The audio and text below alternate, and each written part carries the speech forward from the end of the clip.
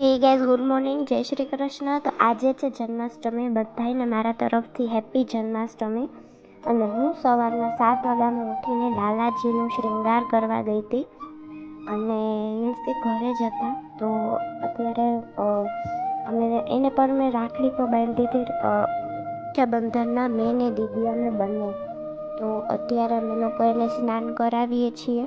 હું દર સન્ડેના લાલાજીનો આવી રીતે શૃંગાર કરું છું. આ જન્માષ્ટમી છે એટલા માટે એના માટે નવા વાઘા લીધા છે. પછી બસ એને પછી સ્નાન કરાવી દીધું. એને એના ટોલથી પછી સારી રીતે એને ડ્રાય કર્યા. અને પછી એને મીન્સ કે એના નવા જે વાઘા છે પહેરાવ્યા.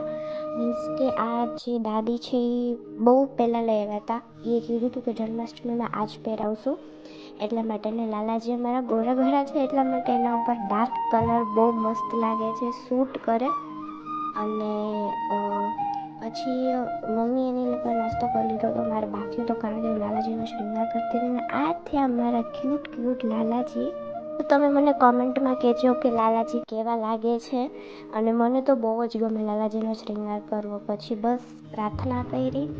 અને પછી દાદા દાદી, મમ્મા પપ્પા અને દીદી લોકો પણ પ્રાર્થના કરવા આવી ગયા હતા.